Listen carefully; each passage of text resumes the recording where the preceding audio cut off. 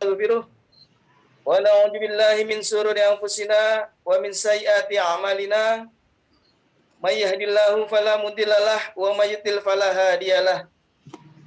Asyhadu an la ilaha illallah wahdahu la syarikalah wa asyhadu anna Muhammadan abduhu wa rasuluhu la nabiyya ba'dah.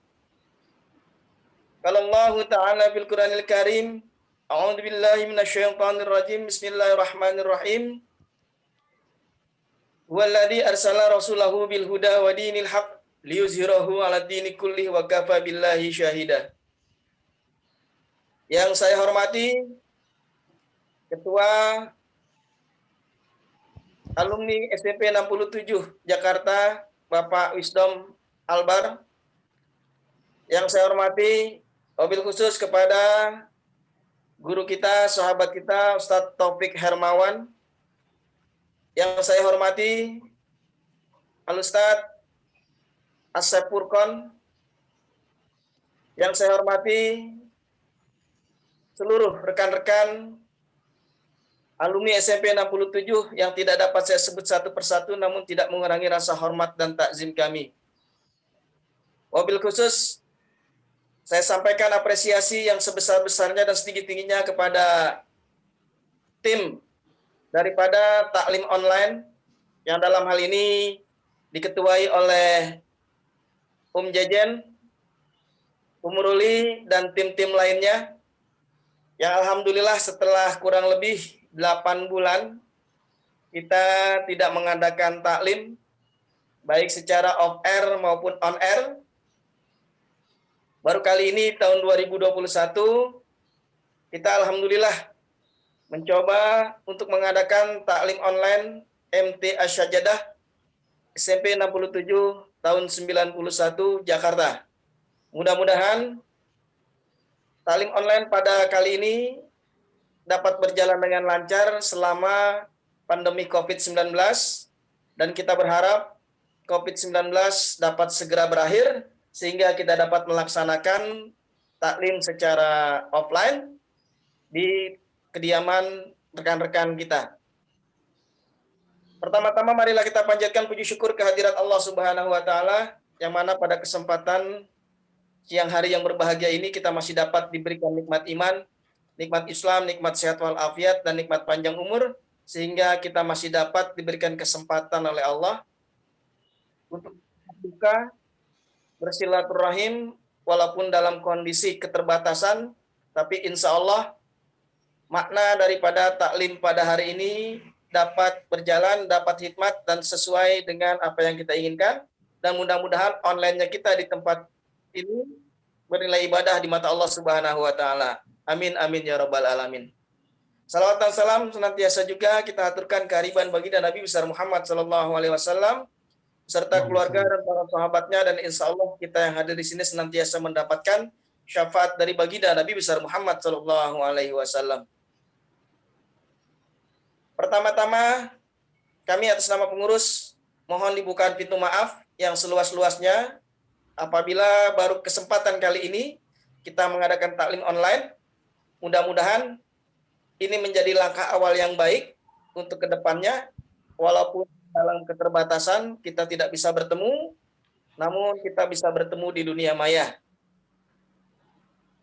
Baiklah, untuk pada acara taklim online pagi hari ini, tanggal 10 Januari 2021, saya akan bacakan susunan acara pada pagi hari ini.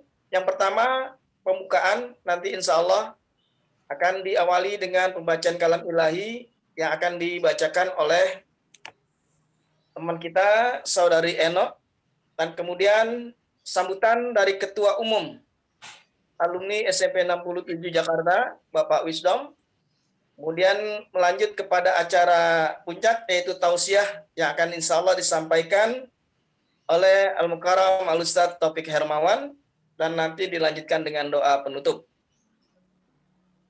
Sebagai acara awal, marilah sama-sama kita bacakan suratul Fatihah, yang mana kita niatkan untuk kesembuhan saudara-saudara kita dalam keadaan sakit, yang masih dalam keadaan penyembuhan, ataupun yang berhalangan hadir pada kesempatan siang hari ini, Mudah-mudahan Allah berikan kesehatan, Allah berikan segala kemudahan, dan Allah berikan segala langkah-langkah dalam menuju kebaikan.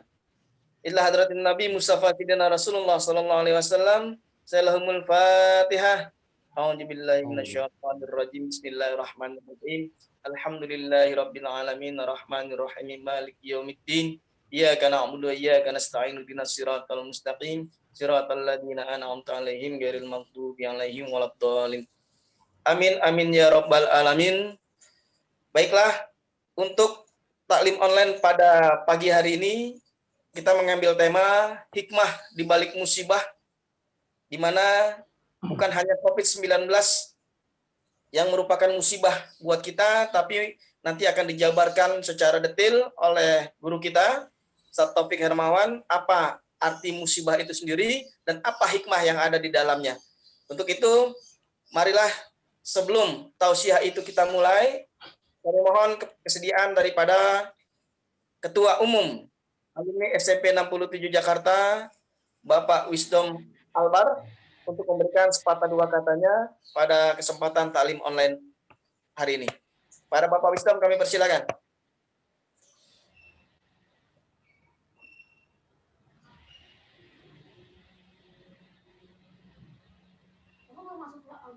Kedengar nggak suaranya? Oh, itu baru connecting ke audio. Udah tuh? Ya.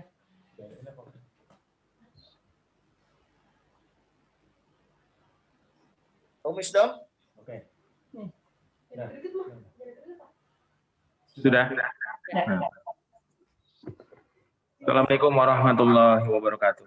Waalaikumsalam warahmatullahi wabarakatuh. Waalaikumsalam warahmatullahi wabarakatuh. Alhamdulillah, masyukurillah. Akhirnya kita masih bisa bersilaturahmi, walaupun melalui Zoom begini, dalam kondisi COVID seperti ini, kita masih diberi kesehatan sama Allah dan bisa bertemu. Saya tidak bisa bicara banyak, mengucapkan terima kasih buat kawan-kawan semua untuk kehadirannya di acara ini.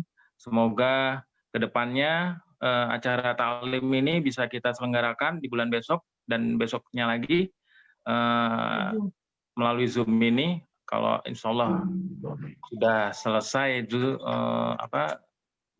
pandemi ya, kita bisa bertemu seperti Saudara Lutfi tadi ucapkan, kita bisa berkumpul di rumah kawan-kawan semua. Mungkin dari saya cukup sekian. Wassalamualaikum warahmatullahi wabarakatuh. Waalaikumsalam warahmatullahi wabarakatuh. Ustadz Taufik untuk memberikan tausiah kepada kita semua. Ya, untuk Ustadz Taufik, saya persilahkan. Baik, terima kasih kepada Om Wisdom yang telah memberikan sepatah dua katanya.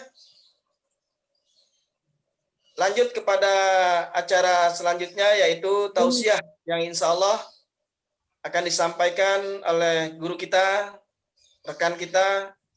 Beliau jauh di seberang sana, tapi bisa bertemu dengan kita semua. Alhamdulillah, ini berkat izin Allah dan rahmat Allah. Untuk itu kepada Ustaz Taufik Hermawan untuk menyampaikan tausiahnya dengan tema hikmah di balik musibah. Mudah-mudahan apa yang beliau paparkan dapat bermanfaat buat kita semua. Pada Ustaz Taufik Hermawan kami persilakan. Pada Ustaz. Bismillahirrahmanirrahim. Assalamualaikum warahmatullahi wabarakatuh. Waalaikumsalam. Waalaikumsalam warahmatullahi wabarakatuh. Alhamdulillah alladzi ja'ala fis sama'i buruja wa ja'ala fiha siraja wa qamara munira. Asyhadu an la ilaha illallah wahdahu la syarika lah wa asyhadu anna Muhammadan abduhu wa rasuluhu la nabiyya ba'da. Allahumma salli wa sallim ala sayyidina wa maulana Muhammadin wa ala alihi wa sahbihi ajma'in amma ba'd. Qala Allah Ta'ala fi kitabihil karim, a'udzu billahi minasyaitonir rajim. Bismillahirrahmanirrahim. Ya ayyuhalladzina amanu taqullaha haqqa tuqatih wa la tamutunna illa wa antum muslimun. Wa qala aidan kullu nafsin dha'iqatul maut wa nabluwakum bisyarri wal wal khair fitnah wa ilaina turja'un. Shadaqallahul azim wa sadaqa rasuluhun nabiyul karim wa nahnu ala dzalika minasyahidin. Tama-tama marilah sama-sama kita panjatkan puji syukur kehadirat Allah Subhanahu wa taala yang alhamdulillah pada pagi hari ini kita bisa bersilaturahim dan bisa bertatap muka walaupun dengan media online ya, melalui media Zoom. Mudah-mudahan Allah Subhanahu wa taala senantiasa memberikan berkahnya kepada kita. Allah senantiasa melimpahkan rahmat dan juga pahalanya. Ya, semenjak tadi kita bertemu sampai selesai, mudah-mudahan tidak mengurangi rasa syukur kita dan tidak mengurangi pahala yang Allah berikan. Seperti kita juga melakukan taklim-taklim offline yang biasa sudah 2 tahun. Berapa tahun taklim kita? Sudah berapa tahun? Sudah berapa tahun taklim kita berjalan? Kurang lebih hampir 3 tahun, Ustaz. Off 8 bulan. 3 tahun ya, hampir 3 tahun berjalan. Agak kecil, tak? Kecil ya? Ya, mudah-mudahan ya kita nanti bisa bawa cucu anak gitu ya. Hadir taklim mantap juga tuh ya. Tapi yang penting saya teringat dengan hadis dari Rasulullah SAW. Kata Rasulullah, "Ma yuridullahu khairun tafaqquh fid din." Barang siapa yang diinginkan kebaikan oleh Allah, maka Allah akan berikan kemudahan, kefahaman terhadap agamanya. Amin. Mudah-mudahan kita berdoa kepada Allah bukan hanya tua dari sisi usia biologis, yaitu tua secara umur, namun Allah makin lama usia kita bertambah, maka makin bertambah pula ya kematangan kita dalam beragama, kematangan kita dalam memahami din Allah ini. Sehingga yang paling baik kata Rasulullah SAW adalah yang paling banyak atau yang paling panjang usianya, tapi dia berkah hidupnya, dia bermanfaat untuk orang lain. Mudah-mudahan kita termasuk orang-orang yang dianugerahkan oleh Allah ya untuk bisa berusia panjang, namun juga usia kita berkah dan bermanfaat untuk orang lain. Suara saya cukup dengar? Dengar, Ustaz. Kecil tapi tat, agak mendem. Kecil ya? Agak dideketin, Ustaz. Agak mendem ya. Mendem ya? Kalau ini oke. Nah, itu Oke, dekat. tuh. Oh, ya, harus pegang ya. Ya. Yang kedua, mudah-mudahan panitia yang mempersiapkan acara ini Allah ganjar dengan segenap pahala dari Allah Subhanahu wa taala, bagian wasilah dari menunjukkan rekan-rekan untuk jalan-jalan kebaikan. Dan Bapak Ibu sekalian yang hari ini di rumah, mudah-mudahan kita berdoa kepada Allah di sela-sela waktu-waktu sholat kita untuk senantiasa berdoa agar semua keluarga kita dijaga dari Allah, terutama ya penyakit atau musibah COVID yang begitu luar biasa, sudah hampir berulang tahun, 1 tahun dia. Ya, mudah-mudahan Allah jaga keluarga kita dan Allah Subhanahu wa taala angkat musibah ini sehingga kita bisa kembali hidup dalam keadaan normal. Amin. Amin.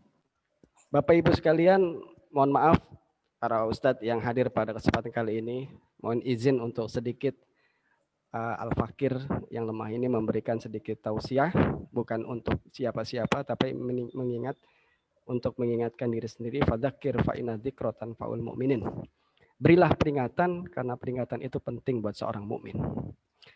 Sebelum saya mulai, saya ingin berpantun dulu ya, karena orang Melayu ya.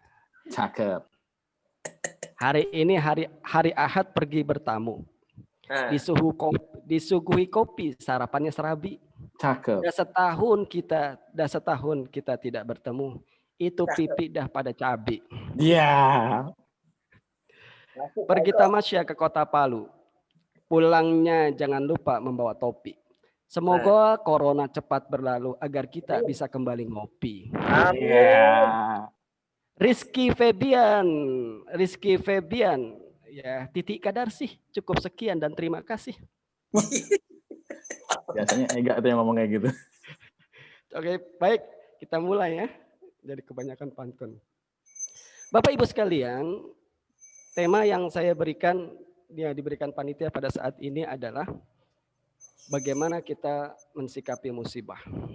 Ini penting buat kita garis bawahi, karena sesungguhnya karena keterbatasan ilmu, karena kebodohan kita, terkadang sering kita memahami dan memandang sebuah apa itu musibah, apa itu kenikmatan. Ya, terkadang kita sering underestimate atau overestimate. Ya, sekali lagi underestimate atau overestimate. Underestimate ketika tandanya musibah kita sudah berburuk sangka. Overestimate ketika kita diberikan sebuah kenikmatan seolah-olah Allah sayang sama kita. Padahal dua kemungkinan itu, yaitu kenikmatan dan juga kesulitan, dua-duanya adalah musibah. Jika seorang muslim tidak mampu mensikapinya dengan baik. Karena itu seorang khalifah pertama Abu Bakar As-Siddiq, ketika beliau ditunjuk oleh kaum muslimin pada waktu itu untuk menjadi pengganti Rasulullah sebagai khalifah pertama, maka khutbah yang pertama beliau utarakan, kata-kata yang beliau ucapkan adalah innalillahi wa inna ilaihi rajiun. Ya, innalillahi wa inna ilaihi rajiun. Sebuah ungkapan yang memang ungkapan musibah, ya. Jadi kalau ada orang sakit, ya, misalkan memberitahu kepada Om Jen gitu, ataupun Om Habib, Bib atau Jen, si Fulan sakit. Kemudian dia mengucapkan innalillahi wa inna ilaihi rajiun. Jangan bilang belum mati, bukan. Ya, makna innalillahi wa inna ilaihi rajiun bukan bermakna seseorang itu mati atau meninggal, wafat, tidak. Apapun musibah, ya, apapun musibah, baik itu baik, ya, ataupun bahkan tidak baik, dalam konteks Abu Bakar As-Siddiq itu adalah kebaikan jabatan, maka yang patut untuk diucapkanlah innalillahi wa inna ilaihi rajiun. Semua datang dari Allah dan semua akan kembali kepada Allah. Kalau seandainya kita diberikan sebuah musibah, maka itu datang dari Allah, dan nanti kalau kita pun seandainya bersabar, maka semuanya akan kembali kepada Allah, akan Allah berikan pahala.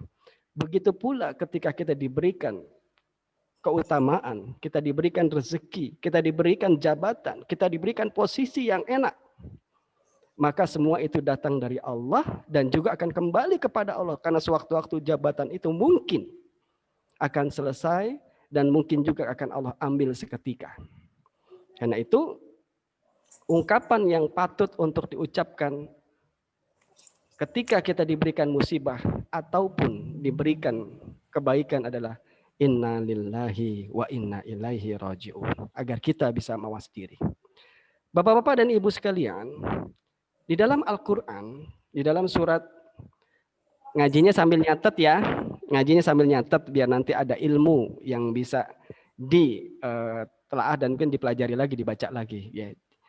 Kalau kata orang Betawi, ngajinya jangan jiping, ngaji nguping. Ya, mantap. Karena menurut penelitian ilmu pendidikan itu, ketika kita mendengar, ya, kemudian hanya istilahnya belajar hanya mendengar, yang bisa diambil dan diserap itu bahkan bisa hanya di bawah 50%, karena dia tempatnya lupa. Tapi ketika dia bisa mencatat kemudian dihafal, dia bisa menyerap sampai di atas 50%. Itulah pentingnya, untuk apalagi kalau seandainya usia kita udah di atas 40 tahun. Ya kan? Itu daya ingat sudah semakin lemah. Bapak Ibu sekalian, jadi di dalam Al-Qur'an, di dalam surat Al-Anbiya, surat ke-21 ayat ke-35. Allah Subhanahu wa taala berfirman, "Kullu nafsin dha'iqatul maut wa nabluwakum bisyarri wal khairi fitnah wa ilaina turja'un." Kata Allah, sesungguhnya kami akan menguji kamu. Lihat ayatnya, dengarkan. Kami akan menguji kamu dengan keburukan, ya, dan kebaikan sebagai cobaan. Yang sebenar-benarnya dan hanya kepada kamilah kamu dikembalikan. Lihat, ayat ini Allah Subhanahu wa taala memberikan warning, peringatan bahwa sesungguhnya dalam bahasa Allah. Kenapa, Bib?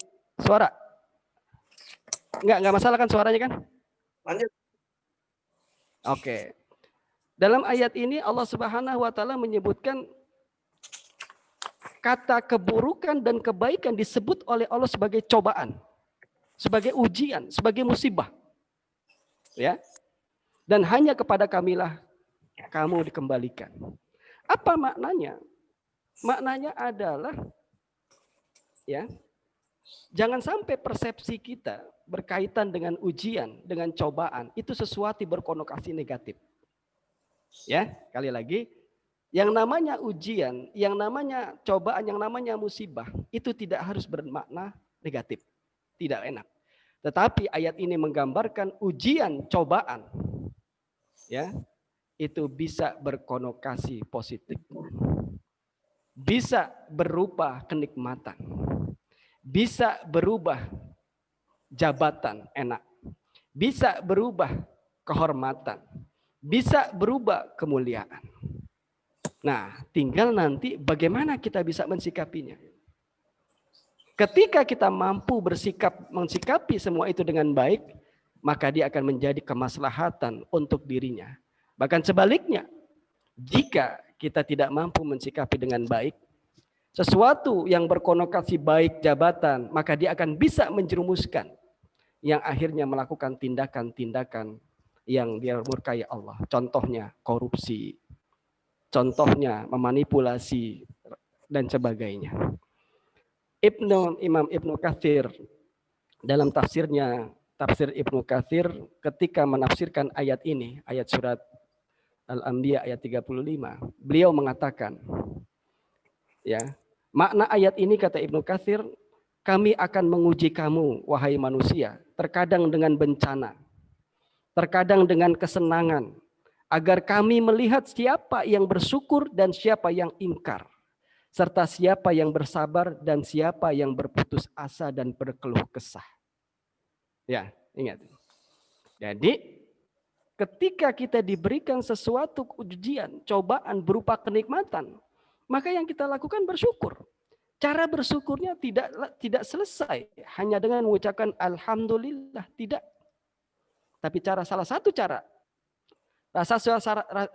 cara dan sebagai bentuk syukur dari diberikan jabatan, misalkan dia mampu menjadikan jabatannya itu untuk kemaslahatan orang-orang di sekitar dan nilai-nilai kebaikan.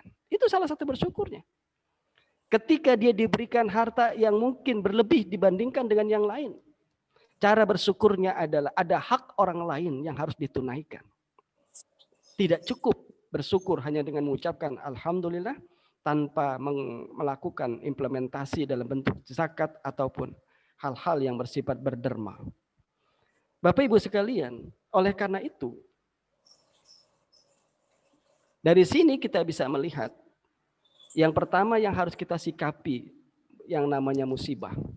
Yang pertama, bahwa kita harus percaya bahwa musibah apapun itu adalah bagian takdir, dan takdir itu adalah bagian dari iman kita kepada Allah Subhanahu wa taala.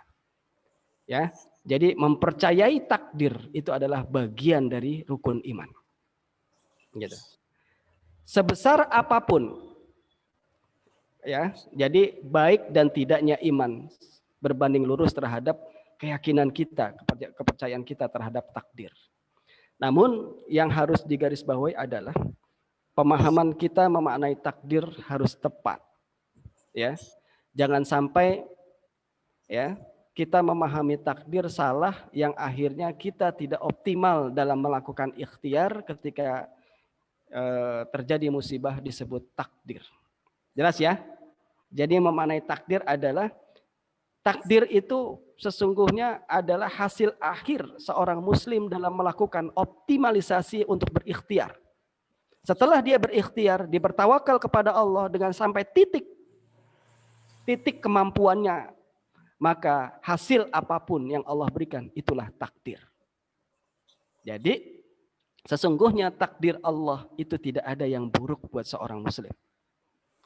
Kalau dulu di tahun-tahun 90-an kita pernah mendengar lagunya Desi Ratnasari yang akhirnya agak-agak mengganggu pendengaran kita. Takdir memang kejam. Benar dengar kan? Ada ungkapan takdir memang kejam. Tidak.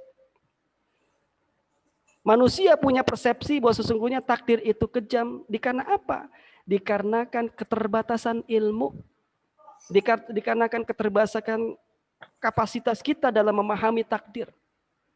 Gitu. Sehingga punya persepsi di awal yang salah, padahal Allah punya hikmah yang terjadi setelah takdir itu berjalan. Mungkin akan Allah temukan beberapa tahun kemudian.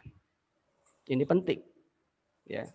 Jadi, Bapak Ibu sekalian, karena itu Allah Subhanahu wa taala di dalam surat Al-Baqarah ayat 216 ya, mengatakan wa asa an takrahu syai'ah wa huwa khairul lakum wa asa an tuhibbu syai'ah wa huwa syarrul lakum wallahu ya'lamu wa antum la ta'lamun. Bisa jadi kamu menganggap sesuatu itu baik padahal itu tidak baik buat kamu.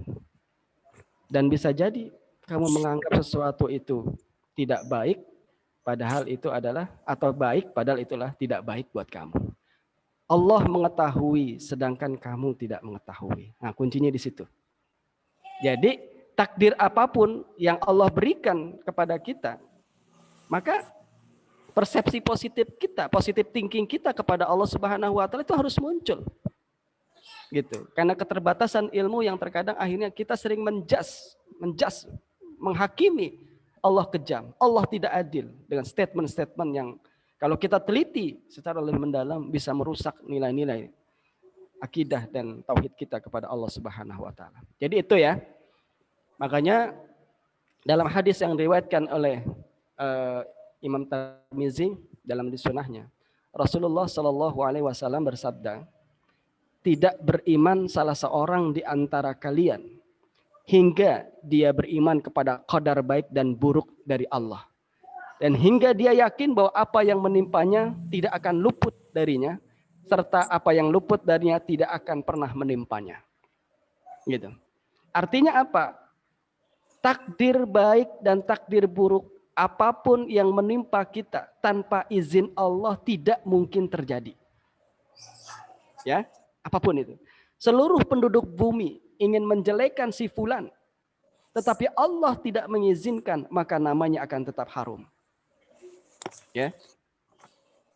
Sebaliknya, seluruh masyarakat mungkin memanjungnya, memujinya, tetapi ketika memang dalam pandangan Allah orang tersebut jelek, maka ya dia tidak akan mampu harum dalam pandangan Allah dan manusia-manusia beriman. Oleh karena itu, ibu dan bapak sekalian memahami bahwa percaya kepada takdir adalah bagian dari keimanan kita. Yang kedua, sesungguhnya pun terjadi, baik yang terjadi di dunia ini ataupun terhadap diri kita, termasuk ya musibah corona yang hari ini ya sudah hampir setahun, dan tadi salah satunya Ustadz Asep menyebut salah satu sisi positif dari corona ini ya adalah kita bisa saling bersilaturahim walaupun dengan online. Ada banyak cerita kalau kita dengar sisi-sisi positif dari corona ini. Salah satunya diri saya sendiri, corona ini nambah 2 kilo berat badan. Alhamdulillah. Alhamdulillah ya Rabbil Alamin. 2 kilo Jadi, aja bangga. 2 kilo bangga gitu ya. Iya, iya. Jadi yang kedua, saya merasakan sudah hampir 8 bulan Ya, kelima anak saya kumpul. Mungkin begitu pula dengan anak ibu dan bapak sekalian bisa kumpul. Karena saya merasakan ngumpul dengan keluarga atau kumpul dengan anak itu mahal. Karena sejak SD, lepas SD saya lepas dia ke Bogor dan sekitarnya untuk menuntut ilmu. Gitu. Jadi kalau buat saya memang ngumpul dengan anak itu mahal. Ya, karena sejak udah 6 tahun saya nggak bertemu dengan anak lah istilahnya secara rutin gitu. Tapi dengan corona ini sudah 8 bulan ternyata saya bisa berkumpul dengan mereka. Gitu. Jadi jadi gitu. Jadi itu salah satu sisi positif. Jadi ketetapan yang berupa takdir itu ternyata sudah Allah tulis sebelum manusia Allah ciptakan. Ya, digaris bawahi takdir atau ketetapan yang terjadi pada diri kita tidak mungkin di luar yang ditulis oleh Allah di dalam Lauhil Mahfuz sana. Jadi tidak ada yang namanya faktor X, nggak ada. Itu ada faktor yang merekayasa. Makanya ada sebuah ungkapan gini. Sesungguhnya Allah adalah Maha Perencana. Yakinilah, ya, yakinilah rencana Allah baik dan indah pada akhirnya. Nah itu, ya. Kalau Allah, karena Allah itu memang Maha Perencana, gitu. Sehingga yang perlu kita lakukan mengikuti saja arus alurnya apa yang Allah inginkan, tinggal kita nantinya, ya, tinggal kita mengikuti arus yang memang sudah Allah tentukan buat diri kita, tinggal bagaimana kita mensikapinya dengan bijak, gitu. Nah, Bapak Ibu sekalian, kalau kita mau bercatat sejarah, ya, maka kita akan ngambil pelajaran dari Nabi Allah Ayub alaihissalam. Jadi maka tadi saya bilang, yang namanya musibah tidak harus menimpa orang-orang yang zalim, tidak. Nabi Ayub alaihissalam di dalam Al-Quran digambarkan itu, bahkan dalam sejarahnya itu, pernah ditimpa musibah yang namanya penyakit. Selama berapa Bapak Ibu sekalian? 18 tahun. Jadi penyakitnya itu kayak penyakit apa ya? Kusta ya. Jadi dagingnya itu ya begitu. 18 tahun. Dan Nabi Allah Ayub alaihissalam ini adalah orang-orang terdekat, orang sangat dekat dengan Allah. Dia adalah salah satu yang memang dijuluki Nabi Allah Ulul Azmi. Jadi orang dari 25 nabi itu ada hanya 5 ya nabi yang dijuluki Ulul Azmi, dan salah satu Nabi Ayub alaihissalam. Kenapa? Karena cobaan yang luar biasa, ya, diberikan Allah untuk menguji kecintaannya. 18 tahun. Dan setelah 18 tahun ini, dia sebelumnya adalah orang yang mulia, orang yang sangat dihormati oleh masyarakatnya. Ketika Allah berikan penyakit ini 18 tahun, maka dia berubah menjadi orang yang dijauhi oleh masyarakatnya. Nabi Allah loh, nabinya Allah. Anak-anaknya seluruhnya meninggal. Masyarakatnya menjauhi. Gitu. Tapi ternyata setelah 18 tahun usai dan Nabi Allah Ayub alaihissalam bisa menyelesaikannya, Allah hanya sembuhkan, dalam Al-Quran itu digambarkan, hanya menyembuhkannya dengan apa? Dengan cara Allah perintahkan kepada Nabi Ayub alaihissalam untuk menghentakkan ke bumi dan muncul air, kemudian untuk minum, kemudian mengelap semua badannya dengan air yang Allah perintahkan, hilang dalam sekejap. Itulah yang saya sebut tadi, takdir yang memang Allah berikan kepada orang-orang tercintanya mungkin. Bukan hanya sisi orang-orang yang zalim saja. Karena itu penting buat saya utarakan ini agar nantinya ketika kita diberikan musibah, jangan sampai persepsi negatif kita muncul, saya sudah sholat, saya sudah zakat, saya sudah ini, sudah ini. Kenapa Allah masih ngasih ujian gitu? Gitu. Jadi persepsi tentang yang namanya musibah tidak harus berkonotasi Allah berikan kepada orang-orang yang zalim, orang-orang yang bermaksiat, tidak. Bisa jadi musibah, bisa jadi takdir buruk Allah berikan kepada kita. Tanda kutip takdir buruk dalam konteks ini adalah yang buruk ya, bukan takdirnya buruk, bukan. Tapi sesuatu yang buruk dalam persepsi manusia. Bisa jadi dalam rangka meningkatkan derajat kita di hadapan Allah Subhanahu wa taala. Gitu. Jadi Bapak Ibu sekalian, kembali kepada yang kedua. Allah Subhanahu wa taala di dalam surat Al-Hadid ayat ke-22. Surat Al-Hadid ayat ke-22. Ya, kata Allah Subhanahu wa taala, "A'udzubillahi minasyaitonirrajim. Bismillahirrahmanirrahim. Ma asaba min musibah fil ardi wala fi anfusikum fi kataballahi min qabli ay antabarra'aha inna dzalika 'ala Allah yasir." Tidak ada suatu bencana pun yang menimpa di muka bumi ini, tidak pula yang terjadi pada dirimu sendiri, melainkan telah tertulis di dalam kitab Lauhil Mahfuz sebelum kami menciptakan kalian. Tuh. Jadi tidak ada yang tercatat, apapun yang terjadi pada diri kita tidak dicatat di dalam Lauhil Mahfuz. Itu perkataan Allah. Bahkan waktunya pun sudah Allah tegaskan melalui Rasulnya. Itu sudah tercatat di Lauhil Mahfuz. Sampai kapan? Rasulullah menjelaskan. Kata Allah, kata Rasulullah Sallallahu Alaihi Wasallam dalam hadis yang diriwayatkan oleh Imam Muslim dalam sahihnya. Ya. Rasulullah bersabda, kataballahu maqadirul khalaiq qabla ayyakhluqus samawati wal arda bi khamsin alfassanah. Allah telah menulis seluruh takdir seluruh makhluk sejak 50.000 tahun sebelum Allah menciptakan langit dan bumi. 50.000 tahun sebelum Allah menciptakan langit dan bumi, termasuk diri kita. Allah sudah mencatat. Ya, apapun yang akan terjadi pada diri kita itu sudah tercatat. Gitu. Ini penting buat kita pahami agar nantinya Bapak Ibu sekalian, apapun yang kena kepada diri kita, apapun yang terjadi pada diri kita, selalu positive thinking. Ya, kita selalu positif. Ada hikmah yang baik di balik ini, yang mungkin nanti waktu yang akan ya menjawabnya. Gitu. Yang ketiga, bahwa semua takdir, baik yang baik dan buruk, terutama takdir yang tidak mengenakan, musibah. Semuanya itu musibah tersebut diakibatkan karena ulah kita, ulah manusia. Ya. Kalau seandainya musibah yang bersifat ya, musibah sakit, musibah tabrakan, kecelakaan, ataupun musibah apapun namanya yang enggak enak pokoknya, Allah sudah tegaskan itu muncul diakibatkan karena ulah manusia.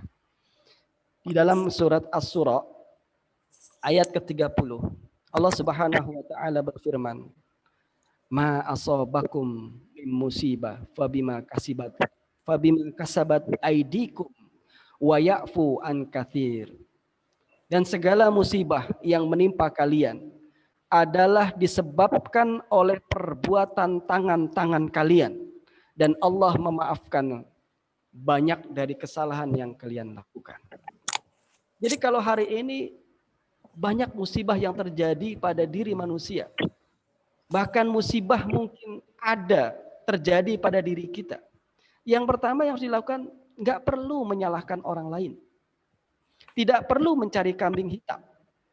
Ayat ini menegaskan kepada kita ketika musibah itu mengenai kita bahkan, maka yang harus kita lakukan adalah kembali mengintrospeksi karena semua itu diakibatkan karena ulah manusia. Allah tidak pernah punya sifat buruk karena Allah punya sifat Ar-Rahman dan Ar-Rahim. Ya, jadi tidak mungkin Allah punya takdir buruk yang tidak baik buat hambanya. Tetapi kenapa kita manusia selalu terkena musibah berulang? Mungkin diakibatkan oleh tangan kita sendiri. Bapak Ibu sekalian, ada sebuah kisah yang cukup menarik. Makanya dalam satu hadis, ya, Rasulullah SAW mengatakan, jagalah Allah, niscaya Allah akan menjagamu. Ya, jagalah Allah, niscaya Allah akan menjagamu. Para Ibnu Jarir ketika menjelaskan yang dimaksud dengan menjaga Allah ini adalah menjaga hak-haknya Allah. Ya, menjaga ya kewajiban-kewajiban yang harus dilakukan seorang hamba kepada Allah. Salatnya dijaga, ya. Jangan sampai salatnya injury time. Rezeki mau banyak, tapi sholatnya injury time terus. Rezeki mau banyak, tetapi sholatnya itu kick and rush kayak Inggris tuh. Sekarang kalau lagi semangat dia sholat, enggak dia lari gitu. Rezeki mau banyak, tetapi zakatnya selalu dilupakan. Gitu. Karena itu, ketika Allah menjaga hak-haknya, dijaga hak-haknya, maka Allah akan menjagamu. Ya, dalam hadis yang lain Rasulullah SAW juga mengatakan begini, ya, barang siapa yang ya beriman dan bertakwa kepada Allah, mengingat Allah dalam posisi lapang, maka Allah akan mengingatnya dalam posisi sempit. Ya, barang siapa, ada yang menafsirkan posisi lapang di sini posisi kaya, posisi lapang di sini adalah posisi muda, gitu. Jadi nanti ketika Allah Subhanahu wa taala menakdirkan kita kondisi miskin, Allah akan ingat. Nggak akan ditinggalkan. Ya. Oleh karena itu ketika kita sedang dalam posisi enak, maka ingatlah Allah. Niscaya nanti Allah juga akan mengingatnya ketika kita dalam posisi yang tidak enak. Gitu. Bapak Ibu sekalian, ya, kembali ya ke poin ketiga tadi. Musibah itu diakibatkan oleh manusia. Karena itu ada cerita dari salafus soleh. Satu ketika salafus soleh ini sedang mengalami sesuatu yang nggak enak. Jadi di rumah itu kudanya, ya, tunggangannya itu berisik. Wah, banyak lah berisik lah, nggak bisa diam. Kemudian istrinya melawan mulu, membantah mulu. Ya, ada kan masa-masa, ya mungkin nggak PMS juga ya. Kalau PMS karena biasa lah. Tapi dalam sisa salafus soleh ini istrinya selalu membantah, nggak seperti biasanya. Apa yang dilakukan salafus soleh ini? Yang dilakukan salafus soleh ini adalah introspeksi, kemudian dia pergi ke masjid, ya. Kemudian dia bertakarub, dia mohon apa yang sudah dilakukan, ketika itu dia bertobat, kemudian dia sholat, kemudian dia minta ampun kepada Allah. Kemudian dia kembali ke rumah. Semuanya ketika dia kembali ke rumah dalam posisi semuanya itu terkendali. Aman, terkendali. Kudanya kembali bagus, kembali hidup normal. Dan juga istrinya yang tadinya cuap gitu. Entah dagangannya nggak habis, entah mungkin belanjaannya kurang ataupun yang lain. Tapi kembali normal, baik dengan suaminya. Artinya ini juga peringatan buat para suami. Kalau hari ini mungkin istrinya agak susah dikendalikan dalam konteks bagaimanapun, salah satu yang mungkin harus diperbaiki adalah ibadahmu. Ya, yang harus mungkin diperbaiki adalah akhlakmu. Kenapa? Karena ar-rijalun qawwamuna 'alan nisa. Laki-laki itulah pemimpin buat perempuan. Mau dikemanain ini rumah tangga, mau diapain ini rumah tangga, ya tergantung nahkodanya. Kalau nahkodanya istilahnya ya pecicilan, kalau nahkodanya itu ya nyimeng dulu kan bahaya, bisa lari ke sana sini gitu. Istilahnya bahtera itu. Kalau kita ingin baik dengan tujuan ingin jelas nahkodanya, ya maka dia harus memperbaiki diri. Itulah kenapa akhirnya Allah sebutkan setiap musibah yang terjadi pada manusia itu diakibatkan karena tangan-tangan manusia. Yang ketiga, ya, yang harus kita yakini bahwa apapun musibah, ya, apapun musibah, semuanya itu atas izin dari Allah. Ya. Semuanya atas izin dari Allah. Seluruh penduduk bumi, yang paling ekstrim tuh ya, seluruh penduduk bumi ingin mencelakakan seorang hamba. Jika Allah tidak menginginkan dia celaka, wallahi demi Allah dia tidak akan celaka. Tuh. Ya. Kenapa? Karena Allah nggak menginginkan. Sebaliknya, seluruh penduduk bumi ingin melindunginya dari apapun mara bahaya. Tapi Allah menginginkan dia terkena mara bahaya. Maka akan mudah caranya ya Allah. Ya, mudah bagi Allah. Karena itu dalam Al-Quran Allah katakan, ya, ma asabakum min musibah illa biidnillah wa may yu'min billahi yahdi qalbah wallahu bikulli syai'in alim. Tidaklah menimpa musibah, menimpa satu musibah kepada manusia kecuali dengan izin Allah. Ya, jadi saya ulangi, Ma asobah min musibah illa biidnillah. Tidaklah menimpa satu musibah kepada manusia ataupun kepada alam sekalian kecuali dengan izin Allah. Barang siapa yang beriman kepada Allah, maka Allah akan berikan petunjuk ke dalam hatinya. Gitu. Jadi, Bapak Ibu sekalian, ketika kita meyakini bahwa musibah yang terjadi pada manusia, termasuk pada diri kita, ya, atas izin Allah, maka kuncinya ketika kita terkena musibah, jangan pernah mencari kambing hitam. Ya, kenapa? Karena kalau Allah tidak mengizinkan, maka musibah itu tidak terjadi, Bapak Ibu sekalian. Itu semua atas izin Allah. Sehingga kalau kita punya, ya, kalau punya sifat tidak menyalahkan, maka hidup kita enak, nggak ada beban, ya, nothing tulus, nggak ada beban. Kan begitu. Ajibu bi amril mu'min. Takjub bukan urusan orang beriman, kata Rasulullah. Kalau seandainya dia diberikan musibah, dia bersabar, dan kalaupun seandainya dia diberikan, ya, kenikmatan, kemuliaan, dia bersyukur, dan dia itu baik buat dirinya. Jadi bayangkan, buat seorang mukmin ini takjub.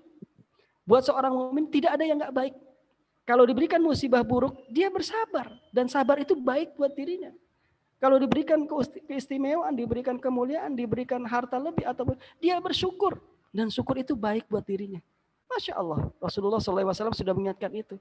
Artinya apapun yang terjadi pada diri kita, ini baik semua, gitu. Agar kita nih lebih enak menghadapi dunia, Bapak Ibu sekalian. Kenapa?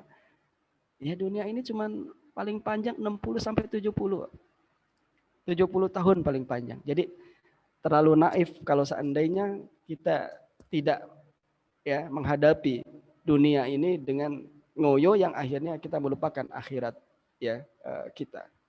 Nah, Bapak Ibu sekalian, sekarang yang menjadi pertanyaan adalah apa yang harus kita petik dari semua musibah yang terjadi, termasuk hari ini adalah corona, ya.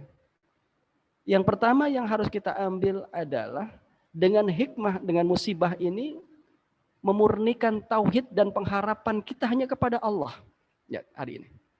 Itu. Jadi ketika musibah ini menimpa dalam diri seseorang, maka itu sesungguhnya dalam rangka memurnikan tauhid kita dan minta hanya kepada Allah, bukan yang lain. Ya.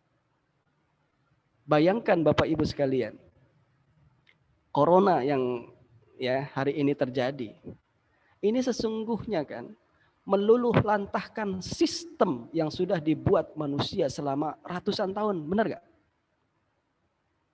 Belajar, kita baru ngerasain nih, belajar ini bisa setahun lebih di rumah. Sampai Bapak Ibu pusing, benar ya? Ngadepin anak-anak nih, ikut belajar lagi kita nih hari ini. Karena anak-anak kita daring dan kita harus ngecek gitu. Terkadang PR juga orang tua yang ngerjain, benar ya? Ya. Semua, sampai yang namanya penggemar sepak bola saja sekarang terganggu. Piala Dunia U20 diundur. Nah, Liga Inggris ini terancam lockdown nih, Liga Inggris nih. Pencipta Manchester. Padahal Liverpool sudah di atas klasemennya. Tapi terancam lockdown dikarenakan tingginya, ya, sekarang ini corona menghinggapi para ofisial dan juga pemain di Inggris. Ini kan meluluh lantahkan semua sistem yang sudah dibuat oleh manusia dengan hitungan corona yang kecil saja. Itulah luar biasanya Allah. Artinya dengan musibah ini maka wasilah atau sarana bahwa memang manusia itu tidak ada apa-apanya, gitu. Ya, tidak ada apa-apanya. Ya. Semua kita kembalikan kepada Allah Subhanahu wa taala. Seorang salafus soleh yang bernama Wahab bin Munabbih, beliau mengatakan Allah Subhanahu wa taala menurunkan cobaan supaya hambanya memanjatkan doa disebabkan bala yang terjadi. Ya. Jadi dengan adanya musibah, dengan adanya apapun yang terjadi pada diri kita, memang cara Allah agar kita ini banyak bermunajat. Banyak kembali kepada Allah. Ittaqullah. Kembalilah kepada Allah. Bertakwalah kepada Allah. Ya. Karena itu karakter manusia memang begitu. Ya. Di dalam surat Al-Fussilat, ya sebentar ya, minum dulu. Maksud jamaahnya aja saya lihat pada makan ini, Ustadznya juga lah perlu. Ya. Pak Ustaz. Air mana air. Ya. Kupi mana kupi? Jadi ya ngopi dulu ngopi. Ya, jadi kembali. Di dalam surat Al-Fussilat ayat 51, Allah Subhanahu wa taala berfirman, "Wa idza an'amna 'alal insan a'rada." Ya. Wa nafa bidanibi wa idza masahu syarru fadu du'a arid. Dan apabila kami memberikan nikmat kepada manusia, ia berpaling. Namun dan menjauhkan diri daripada Allah. Tetapi apabila dia timpa malapetaka, maka ia banyak berdoa. Karakter manusia itu sudah dijelaskan begini. Kalau dikasih enak, biasanya kata Allah dalam surat Fussilat tadi, dia berpaling dan menjauhkan diri.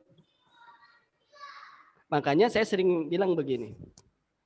Kita boleh mengkritik, ya, mengkritik entah kepada pejabat, entah kepada ya siapapun yang memiliki otoritas, tetapi mengkritiklah dengan sewajarnya dan proporsional.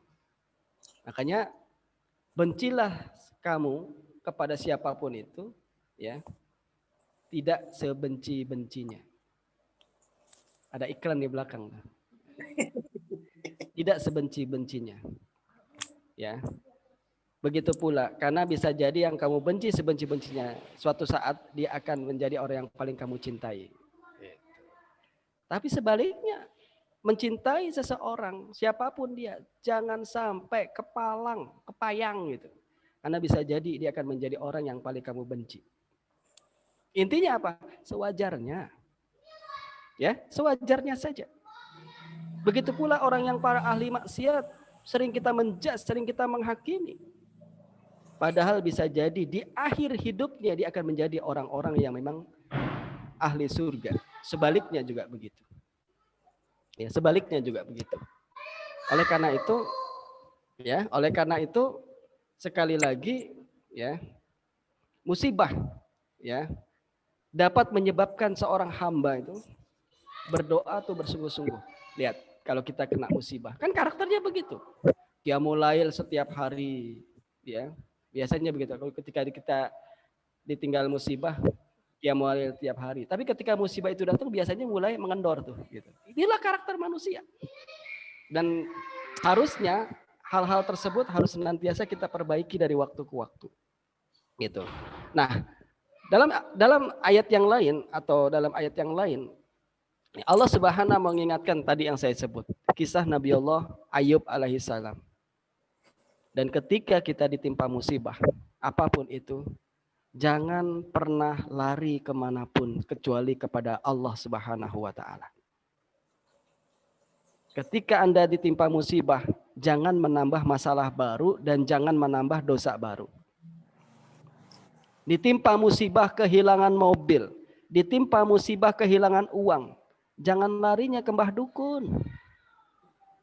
Ya, nanti di terawang yang akhirnya memfitnah orang. Uangnya nggak ketemu, mobilnya nggak ketemu, nanya orang pintar yang akhirnya malah memfitnah orang. Wah, menurut penerawangan mbah nih, kayaknya ini orang-orang dekat aja ini. Mulai dah. Kayaknya ini ciri-ciri kayak begini. Betul kagak, akhirnya kita malah memfitnah orang. Mobilnya nggak ketemu. Tetapi kita memfitnah orang. Tetapi yang patut kita lakukan, kembalilah kepada Allah Subhanahu wa ta'ala. Hanya inna lillahi wa inna ilaihi rajiun. Itu saja yang bisa kita lakukan sambil kita berikhtiar. Gitu. Apa pesan Allah melalui Ayub alaihi salam? Ya. Dalam surat Al-Anbiya Allah katakan, dan ingatlah kisah Nabi Allah Ayub ketika ia menyeru kepada Tuhannya setelah 18 tahun diberikan penyakit. Doanya, Ya Rabbku, ya Tuhanku, sesungguhnya aku telah ditimpa penyakit dan Engkaulah yang Maha Penyayang dan di antara semua yang menyayangi. Bayangin. Ditimpa 18 tahun, akhirnya tetap dia kembali kepada Allah Subhanahu wa taala. Yang kedua, hikmah yang kedua, tiap musibah itu Allah mencintai hambanya. Ya. Musibah sesungguhnya bagian cara Allah untuk mencintai hambanya. Kenapa? Karena dengan dia berikan musibah, dia jadi ingat Allah. Ya. Ada orang fenomena di dunia ini, ada orang yang dulunya begajul, tapi ketika ditimpa musibah, ada titik balik yang akhirnya membuat dia bertobat kepada Allah. Banyak cerita-cerita itu. Masuk, dia bisa menemukan hijrahnya di penjara. Dia bisa menemukan hijrahnya dikarenakan sakaratul maut, musibah yang mungkin menimpa puluhan tahun. Tetapi akhirnya itulah titik balik yang membuat dirinya akhirnya ingat kepada Allah Subhanahu wa taala. Jadi sesungguhnya musibah, hikmah musibah yang lainnya adalah Allah mencintai seorang hamba ketika dia ingin diberikan nilai-nilai kebaikan. Di dalam Al-Qur'an atau di dalam hadis Rasulullah Shallallahu alaihi wasallam, dalam hadis yang diriwayatkan oleh At-Tirmizi dan juga Ibnu Majah, Rasulullah SAW mengatakan, sesungguhnya jika Allah mencintai suatu kaum, ya, maka dia akan menguji mereka. Barang siapa yang ridho terhadap ujian tersebut, maka baginya ridho Allah kepada dirinya dan kaum tersebut. Dan barang siapa yang marah, sumpah serapah terhadap ujian tersebut, maka baginya murka dari Allah Subhanahu wa taala. Clear, ya, jelas hadis itu. Barang siapa yang mencintai ketika Allah mencintai satu kaum, maka dia akan menguji mereka. Barang siapa yang ridho dengan ujian tersebut, ingat ya, makna ridho, ya saya ikhlas. Tapi ketika dibarengi dengan tetapi, ada tetapinya. Nah, ini yang akhirnya terkadang setan masuk, sumpah serapah muncul, ya, mencari kambing hitam muncul. Ada sifat ridhonya akhirnya menjadi tergerus, ya, ternodai, gitu. Jadi ketika kita muncul sifat ridho, maka balasannya apa? Maka ridho Allah akan diberikan kepada hamba tersebut. Sebaliknya, jika dia murka, maka muka Allah juga akan, ya, diberikan kepada dirinya. Jadi itu Bapak Ibu sekalian. Dalam hadis yang lain atau dari seorang tabi'in yang bernama Mus'ab bin Sa'id, ya, dari ayahnya dia berkata, wahai Rasulullah, siapakah yang paling berat ujiannya? Beliau Rasulullah SAW menjawab, para nabi. Kemudian yang semisalnya dan semisalnya lagi. Seseorang akan diuji sesuai dengan kondisi agamanya. Apabila agamanya begitu kuat dan kokoh, maka dia akan mendapat ujian begitu kuat. Apabila agamanya lemah, maka dia akan diuji sesuai dengan agamanya. Senantiasa seorang hamba akan mendapatkan cobaan hingga dia berjalan di muka bumi dalam keadaan bersih dari dosa. Jelas? Bahwa musibah, ujian itu juga cara Allah untuk mencuci dosa-dosa kita hari ini dan masa lalu. Gitu.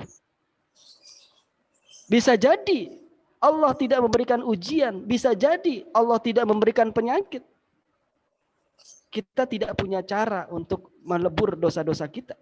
Tapi dengan Allah memberikan penyakit, dengan memberikan ujian, itu cara Allah untuk melebur dosa-dosa kita. Gitu. Yang ketiga, hikmah di balik musibah. Musibah adalah sebagai penebus dosa orang-orang beriman. Dari Aisyah radhiyallahu an, ia berkata bahwa Rasulullah sallallahu alaihi wasallam bersabda, hadis ini diriwayatkan oleh Imam Tirmizi. Jadi kata Aisyah radhiyallahu anha, apabila telah banyak dosa seorang hamba dan ia tidak memiliki amalan yang menjadi penghapusnya, Allah akan mengujinya dengan kesedihan supaya dosanya dilebur atau dihapus. Gitu. Jadi Bapak Ibu sekalian, dari sini jelas. Ya, jadi sini jelas tidak ada tempatnya lagi kita mencari kambing hitam ketika ada musibah. Karena itu cara Allah untuk melebur dosa-dosa kita. Dalam hadis yang lain dari Abu Sa'id dan Abu Hurairah, ya, mereka mendengar Rasulullah SAW bersabda, tidaklah seorang mukmin tertimpa suatu musibah, rasa sakit yang tidak kunjung sembuh, rasa capek, rasa sakit, rasa sedih dan kekhawatiran. Rasa kangen nggak ada di sini ya. Jadi rasa kekhawatiran yang menerpa seorang hamba, melainkan dosa-dosanya akan diampuni. Jelas ya, saya ulangi. Tidaklah seorang mukmin tertimpa satu musibah berupa sakit yang tidak kunjung sembuh. Berarti ini bertahun-tahun, seperti kisah Nabi Allah Ayub alaihissalam yang tadi saya katakan 18 tahun ditimpa penyakit kulit itu. Capek, rasa sakit, tertusuk duri, bahkan dalam hadis yang lain disebut tertusuk duri. Ketika kita ridho ikhlas, Allah ampuni dosanya. Kekhawatiran, melainkan itu cara Allah untuk menghapus dan mengampuni dosa-dosa seorang hamba. Hadis ini sahih diriwayatkan oleh Imam Muslim. Ya, saya sampaikan lagi satu hadis dari Muawiyah. Ia berkata bahwa Rasulullah SAW bersabda, tidaklah suatu musibah menimpa jasad seorang mukmin dan itu menyakitinya, melainkan Allah menghapus dosa-dosanya. Ya, jelas ya Bapak Ibu sekalian, dari hadis dan ayat ini jelas bahwa memang musibah yang menimpa seorang itu indah kalau kita sikapi dengan positif. Ya. Yang keempat, ya, musibah yang terjadi buat seorang mukmin, dia adalah cara Allah untuk meninggikan derajat ya orang-orang beriman. Kalau orang sekolah saja untuk menaikkan kelas itu perlu yang namanya ujian. Apalagi ini adalah untuk menaikkan derajat takwa, namanya adalah ujian kehidupan. Ya. Kalau seandainya ujian itu berat, kalau seandainya cucian baru laundry, gitu ya. Ujian itu pasti berat. Kalau yang enggak berat ya laundry, cucian gitu, yang ringan. Dimanapun begitulah ujian. Oleh karena itu, kalau kita lihat sejarah, ya Nabi Ayub, kemudian Rasulullah sendiri dan para sahabat, kalau kita lihat sejarahnya, maka semuanya itu ditimpa berbagai macam musibah dalam rangka meningkatkan derajat di hadapan Allah Subhanahu wa taala. Ya.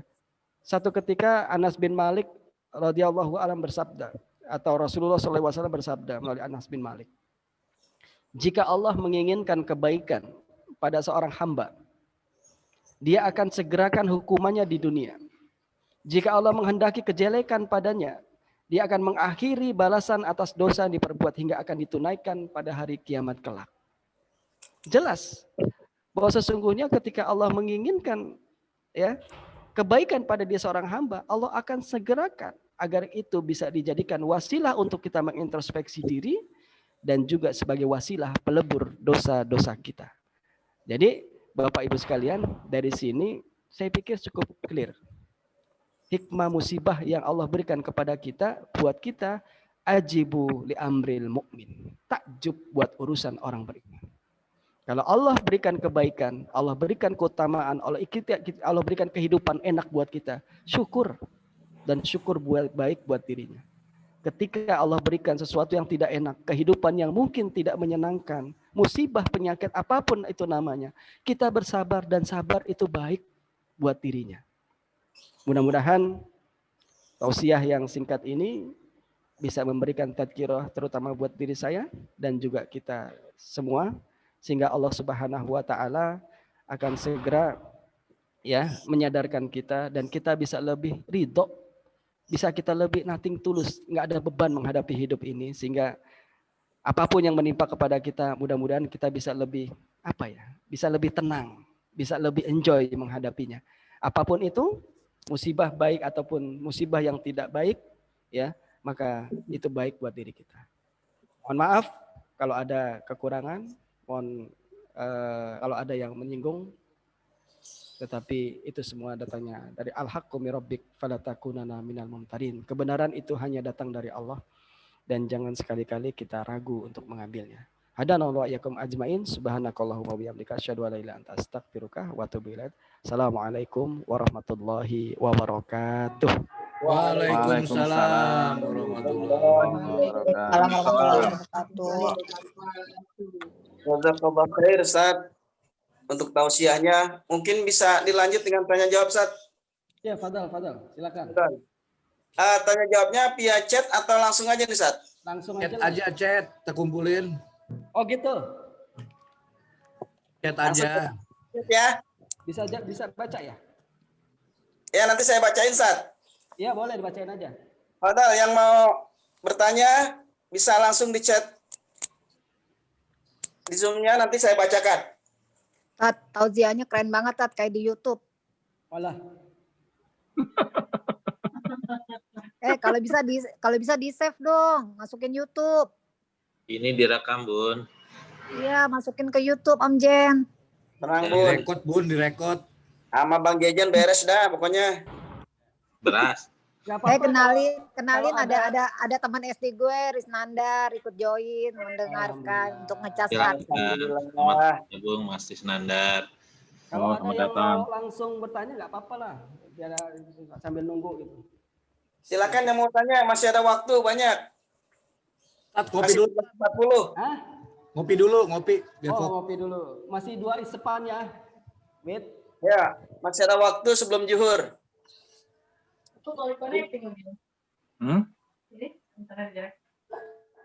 Untuk resume, insya Allah nanti akan di-share di grup ya. Ya, Assalamualaikum Ustaz. Mau tanya dong. Siapa ini? Ais. Pak Ais. Ini Mbak Ais Silakan. pasti Silakan udah. Ais. Kan ada apa tuh ya, yang doa itu bisa merubah takdir. Itu gimana ya Ustadz ya? Bisa tolong Ya. ini dong dijelasin. Jadi gini. Dalam satu riwayat, saya pernah membaca. Nggak tapi kedengeran kita- Ustadz. Nggak kedengeran. Ya, mik, deketin. Mik. Mikrofonnya deketin lagi, Ustaz. Ya. Nah. Jadi gini, dalam satu riwayat, nanti saya cari secara detailnya, tapi riwayat ini sahih. Sesungguhnya di atas itu, arsy itu, sesungguhnya doa dan juga takdir yang sudah tadi saya tentukan di Lauhil Mahfud itu saling istilahnya berlomba, gitu. Oh. Ya, untuk saling berlomba. Itu memang ada. Tetapi yang perlu kita garis bawahi adalah memahami takdir. Ya, jadi gini. Termasuk ketika seseorang mendapatkan takdir sesuatu yang buruk, itu sesungguhnya adalah bagian dari takdir itu pula. Ketika seorang, jadi gini loh. Pemahaman kita memahami takdir juga harus difahami menggunakan pendekatan ayat-ayat Al-Qur'an dan juga hadis. Misalkan ayat-ayat Al-Qur'an yang menyebutkan sesungguhnya Allah innallaha la yughayyiru ma biqaumin hatta yughayyiru ma bi anfusihim. Belal enak banget makannya lo.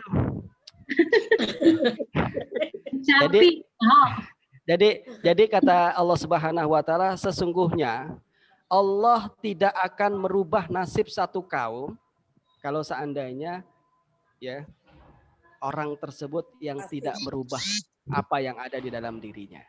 Jelas ya? Ya, artinya apa? Takdir itu adalah ya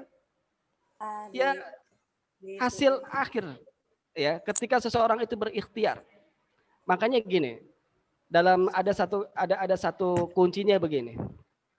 Dalam setiap ikhtiar yang kita lakukan, ya maka,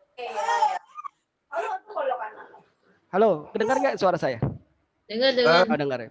Jadi dari setiap ikhtiar yang kita lakukan, maka optimallah. Faida azamta fatawakal Allah. Kalau kamu sudah berazam, bertekad melakukan apapun kebaikan, maka bersungguh-sungguhnya.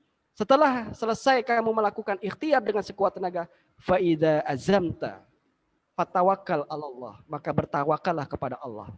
Artinya dari setiap langkah yang kita lakukan dalam melakukan satu kerja-kerja apapun itu, maka berikanlah sedikit ruang.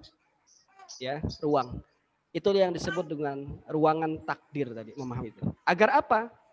Agar hasil apapun yang didapatkan yang mungkin saja ekspektasinya berbanding terbalik dengan keinginan kita, dengan doa-doa kita bisa legowo. Itulah takdir.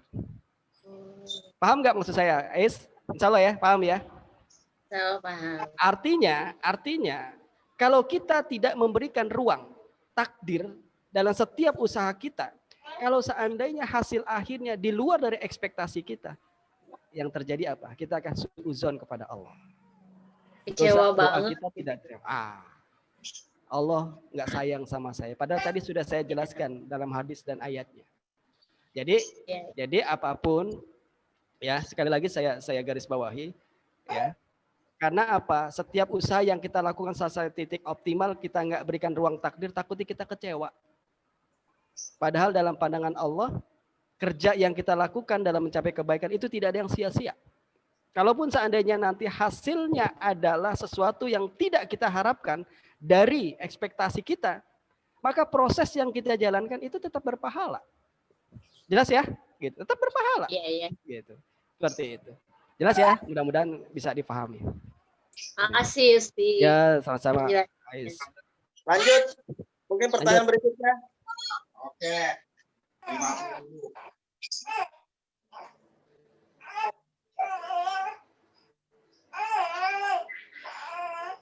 Ada lagi?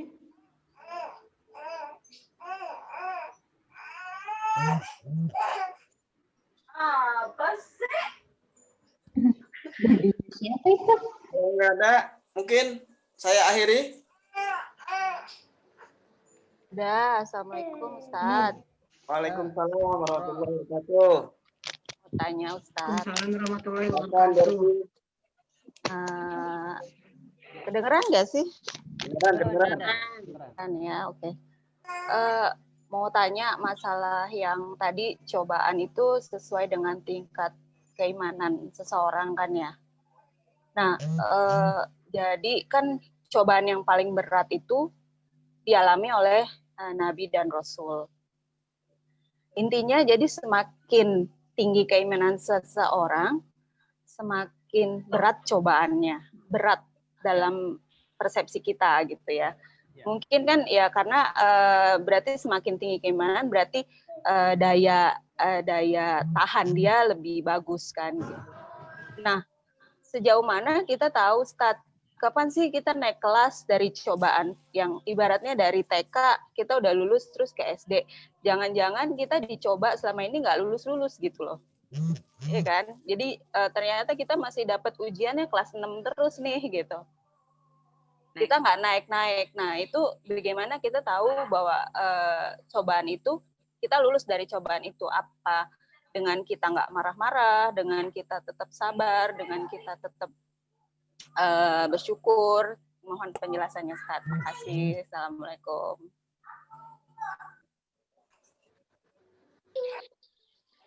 Kalau ngelihat Bu Roro ini udah ingat Erdogan aja deh, karena hari-hari ini ngeset Turki deh. Jadi, ya benar. Lagi belajar bahasa Turki nih sekarang. Jadi benar ya Bu Roro ya. Jadi Allah menguji sesuai dengan keimanan. Makanya kata Allah, la yukallifullahu nafsan illa wus'aha. Allah tidak akan memberikan beban, ya termasuk cobaan. Itu di luar kapasitas kita. Itu yang harus digarisbawahi oleh kita. Allah tidak mungkin memberikan beban, termasuk ujian. Itu di luar kapasitas kita. Dan siapa yang paling memahami kapasitas kita, masing-masing kita dan Allah.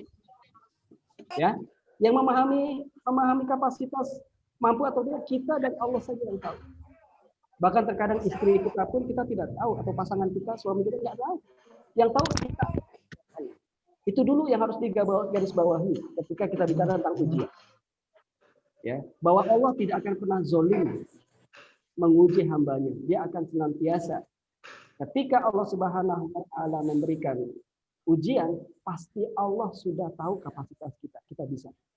Karena itu bentuk ujian tadi disebut oleh hadis itu adalah bagian cara Allah untuk menaikkan ya, tingkat ya, derajat kita di hadapan Allah Subhanahu wa Ta'ala. Nah, yang menjadi pertanyaan, kapan dan kita tahu? Jadi gini, dalam satu nasihatnya, ada seorang guru saya yang wafatnya sudah cukup lama, tahun 90-an, Kiai Haji Rahmat Abdullah pernah ngomong begini. Sesungguhnya Allah akan menguji kamu itu sesuai dengan titik lemah seseorang. Ustaz, mikrofonnya Ustaz. Halo, lupa, sorry. Sesungguhnya Allah akan menguji kamu sesuai dengan titik lemah setiap seorang hamba. Dan Allah tidak akan menguji di titik kuatnya seorang hamba. Karena setiap orang punya titik lemah dan titik kuat masing-masing. Makanya ujian itu kan ada harta, ada tahta, ada wanita. Mungkin kalau yang perempuannya itu bisa jadi ya laki-laki ataupun yang lainnya gitu. Gitu. Artinya apa? Ya, ketika Allah ingin menguji dengan titik lemahnya, maka Allah tidak akan beranjak ujian itu sebelum ujian itu selesai. Istilahnya kalau seandainya remedialnya itu belum selesai, dia akan terus melakukan, akan selalu diuji. Artinya ini juga bagian kita untuk melakukan introspeksi. Kok selama ini kita diuji dengan marah-marah, terus berulang. Artinya apa? Oh, berarti memang ini yang sedang Allah uji. Marah-marah kita nggak selesai, selalu diuji dengan begini. Kok saya selalu sakit ya? Kok uang kita selalu berkurang? Oh, mungkin harta kita sedang diuji karena kita kurang zakat. Gitu. Oh, kok kita hari ini pasangan saya kok selalu saya ribut dengan pasangan ya? Selalu ribut dengan pasangan, baik istri atau ada apa ya? Oh, mungkin Allah uji dengan cara ini. Gitu. Jadi setiap orang itu punya ujian yang berbeda, tinggal di mana titik lemah seseorang itu yang akan diuji. Gitu. Kalau kita kuliah dulu, Bapak Ibu sekalian, yang kalau kuliah ya, namanya remedial, ya. Kalau sekolah ada yang namanya SKTM ya, apa batas minimal tuh harus di passing grade itu harus dicapai. Kalau seandainya passing grade di bawah remedial, itulah yang akan diuji terus. Yang nilainya udah di atas passing grade diuji gak? Enggak. Gitu. Jadi kalau tadi ditanyakan ini Bu Roro, kapan akan berakhirnya ujian tersebut? Sampai akhirnya dia lulus. Yang bisa menentukan siapa? Dia dengan Allah. Yang bisa menentukan. Artinya ketika dia bisa mensikapi yang biasa jadi tukang marah-marah, tapi ketika satu titik tertentu akhirnya dia sudah mulai bisa enggak emosi, sudah bisa enggak banting-banting HP lagi kalau ribut bertetangga atau ribut dengan pasangannya, dia sudah mulai, oh berarti saya ini sudah mau lulus. Bisa jadi ujiannya berganti lagi gitu. Jelas ya Bu Rara? Jadi itulah cara kita menguji adalah kita yang bisa mengukur bahwa kita sudah lulus kita. Gitu. Ya, kita misalkan sejak dulu kita punya sifat emosi. Namun ketika semakin bertambahnya usia, kita semakin taklim, maka emosi kita sudah semakin hilang. Berarti kita sudah selesai itu ujian itu, dia akan beranjak kepada ujian-ujian yang lain. Dan ujian tidak akan pernah selesai selama kita masih punya nyawa. Itu. Betul. Ya, itu yang harus digarisbawahi. Nggak akan pernah selesai. Tapi mungkin intensitasnya aja ya antara besar dan kecil. Jadi gitu Bun ya jawabannya. Ya mudah-mudahan ya, makasih, ya kita difahami dengan baik. Amin. Baik. Saya rasa ada lagi yang mau bertanya atau cukup? Aku mau dong nanya. Mau dong. Satu lagi ya. Oke. Aku nanya. Ya, silakan. Ini kan kalau misalnya seseorang itu menganggap hal yang terjadi sama dia atau orang sekitarnya itu musibah, itu anggapan dari dia sendiri, orang lain memandang itu sebagai musibah gitu. Karena misalnya gini, orang yang easy going gitu ya, nggak selalu menganggap hal-hal yang terjadi sama dia itu musibah, nggak akan menganggap itu musibah gitu. Jadi dia nggak akan sadar kalau itu musibah gitu. Makanya dia biasa aja gitu, bertobat juga enggak, memperbaiki diri juga enggak gitu. Misalnya tadi Ustaz bilang marah-marah gitu ya. Misalnya dia suka marah-marah sama suami, anak atau siapalah yang dia nggak suka gitu. Tapi dia nggak menganggap itu tuh satu hal yang musibah, padahal sebenarnya mungkin dari dia marah-marah itu menyebabkan hal yang kurang baik ke orang lain atau buat dirinya dia sendiri gitu. Itu gimana ya Ustaz ya? Supaya misalnya ya itu pertanyaan saya tadi, apakah musibah itu dari sudut pandang dia atau dari sudut pandang orang lain kita menganggap itu musibah? Itu aja, Tak. Ya. Jadi gini. Sebetulnya kita memerlukan orang lain itu salah satunya adalah sebagai media kita untuk bercermin. Itu fungsinya sahabat, itu fungsinya teman, itu fungsinya ya pasangan. Kita tidak bisa mengkoreksi diri kita sendiri, tetapi orang lain bisa mengkoreksi. Makanya fungsinya teman, punya suami, punya pasangan itu adalah sebagai cermin untuk mengkoreksi. Itu satu yang perlu digarisbawahi. Karena terkadang kita ini untuk menilai diri sendiri itu terkadang tidak fair kan, susah gitu. Jadi bagaimana istilahnya mengoreksi diri sendiri, bercermin dengan diri sendiri tanpa menggunakan orang lain sebagai wasilah untuk memperbaiki dan mengkoreksi kita. Itu yang harus kita garis bawahi dulu, bahwa sesungguhnya fungsi teman itu adalah sebagai wasilah untuk mengkoreksi. Itu satu. Yang kedua, ya, yang namanya menyadari kesalahan, menyadari bahwa ini maksiat atau tidak, memang berbanding lurus, Bu Titin, dengan sensitivitas iman seseorang.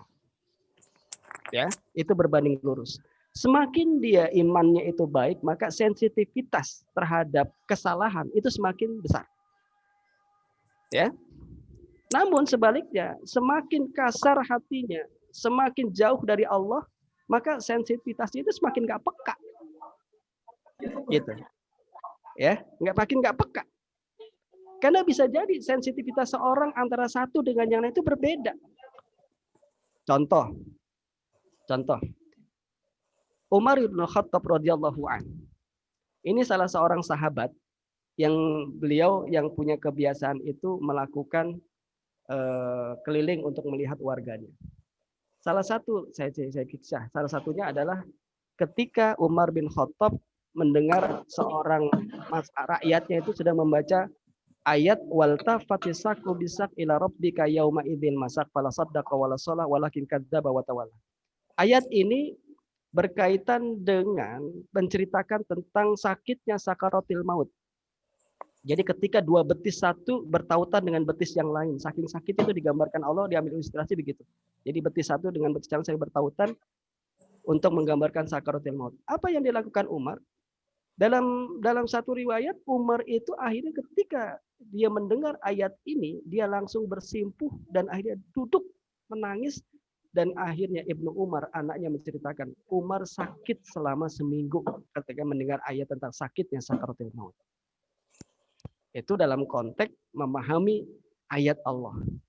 Ya, bisa jadi kalau kita mendengar ayat ini nggak punya perasaan apa-apa. Kenapa? Sensitivitas kita berbeda dengan Umar. Begitu pula, Bu Titin, pertanyaan tadi, bisa jadi ada orang yang menganggap suatu kesalahan itu ya salah, tapi buat dia tidak. Kenapa? Ini tergantung sensitivitas tadi. Maka ketika kita ingin menyadari dan ingin peka terhadap kesalahan yang kita lakukan, tidak lain adalah banyaklah mendekat kepada Allah, banyaklah berzikir kepada Allah, banyaklah membaca Al-Quran, niscaya Allah akan berikan kepekaan hati untuk menyadari kesalahan. Karena itu, terkadang musibah, terkadang ujian Itu cara Allah untuk menegur orang beriman. Contoh, tiba-tiba motor kita hilang. Kalau buat kita orang yang beriman, ini cara Allah untuk menegur kita kurang zakat. Kan gitu pemikiran positifnya. Tidak lantas dia mencari kambing hitam dan yang lainnya gitu. Nah, jadi bagaimana kita mengukur itu adalah karena ada juga orang-orang yang ditimpa terlalu musibah, dia selalu mengatakan, ini biasa saja. Kenapa? Ini bicara lagi tentang sensitivitas.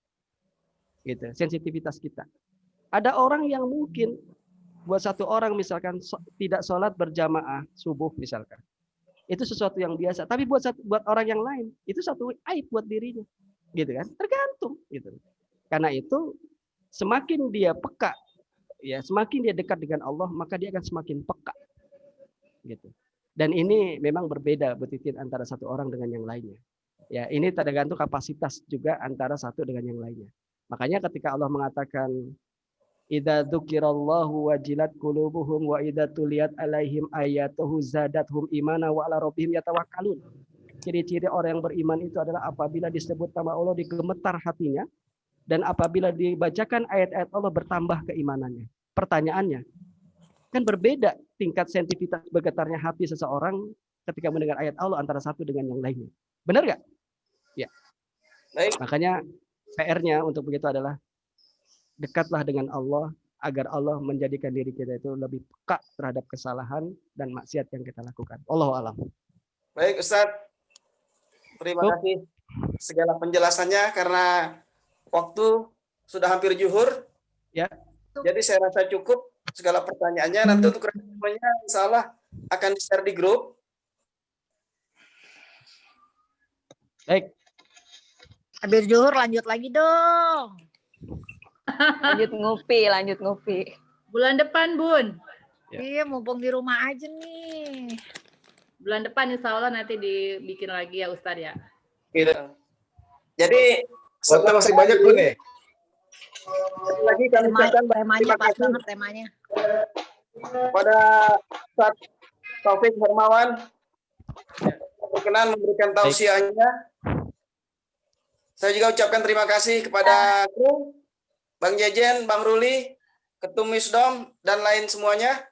Saya ucapkan banyak terima kasih hingga acara taklim online pada Minggu 10 Januari 2021 ini dapat terselenggara dengan baik dan sesuai harapan. Alhamdulillah. Mudah-mudahan peserta akan semakin banyak dan insya Allah nanti untuk ustadz-ustadz yang hadir akan mendapat giliran untuk memberikan tausiahnya. Termasuk mungkin saja Bun Mei mungkin nanti akan kebagian. Seru kalau Ustazah Bun Mei, pasti seru. Pembawa acara dan seluruh segenap pengurus MTA Sajadah, mohon maaf apabila ada kekurangan seperti tadi dengan acara harusnya membaca Al-Quran Ustaz. Tapi tadi saya kelewat karena yang mendapat baca juga tadi sempat hilang. Jadi saya bypass saja langsung tausiah Ustaz. Jadi saya mohon maaf segala kekurangan dan apabila ada kata-kata yang kurang berkenan, saya mohon dukungan pintu maaf yang seluas-luasnya. Marilah sama-sama kita akhiri taklim online pada hari ini dengan doa penutup majelis atau mungkin langsung dengan doa dulu Ustaz. Jangan lupa foto bareng ya lagi ya. Ya, baik kita tutup. Kita tutup. Standby foto aja ya. A'udzubillahi minasyaitonirrajim. Bismillahirrahmanirrahim. Hamdan syakirin, hamdan na'imin, hamdan yu'afini wa yukafi mazidah. Ya Rabbana lakal hamdu kama yanbaghi li jalali Allahumma inna nas'aluka salamatan fid din wa afiyatan fil jasad wa ziyadatan fil ilmi wa barakatan fil rizqi wa taubatan qabla al maut wa rahmatan indal maut wa maghfiratan ba'da al maut. Allahumma hawwin 'alaina fi sakratil maut wa najatan min nar wal akhirati hisab. Ya Allah ya Rabb, kami berkumpul di sini ya Allah dalam rangka mencintai-Mu ya Allah. Hati-hati kami bersatu dalam rangka cinta kepadamu ya Allah. Ya Allah, jadikan majelis kami adalah majelis yang senantiasa memuliakan zat-Mu ya Allah. Jadikan kami bukan hanya teman-teman di dunia, jadi teman-teman nanti di surga-Mu ya Allah. Amin. Yang di surga-Mu ya Allah. Ya Allah ya Rob, jadikan pasangan kami ya Allah, istri kami ya Allah menjadi istri yang salehah. Suami kami ya Allah menjadi suami yang saleh. Ya Allah, jika mereka tergelincir dalam peringatanmu ya Allah, luruskan dengan caramu ya Allah, agar senantiasa berada di jalanmu ya Allah.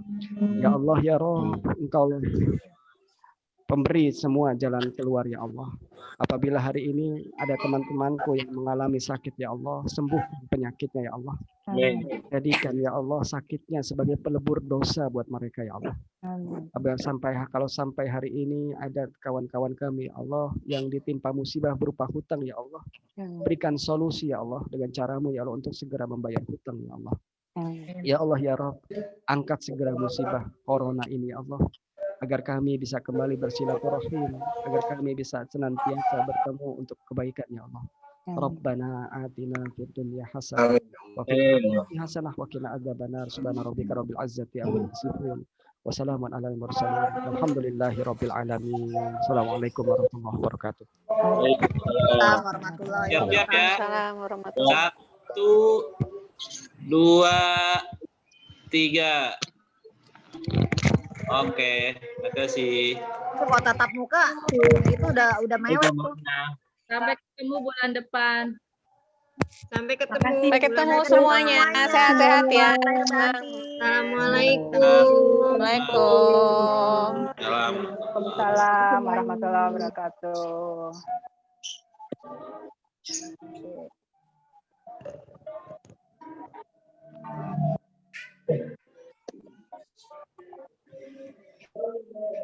Bang Jejen, terima kasih. Sama-sama. Ya. Aja, makasih ya. Terima kasih semua.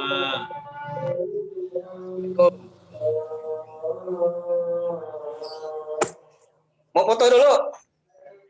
Udah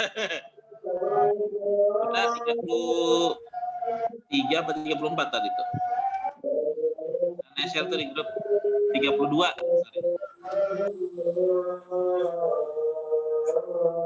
Sorry. Oke ya, salat dulu.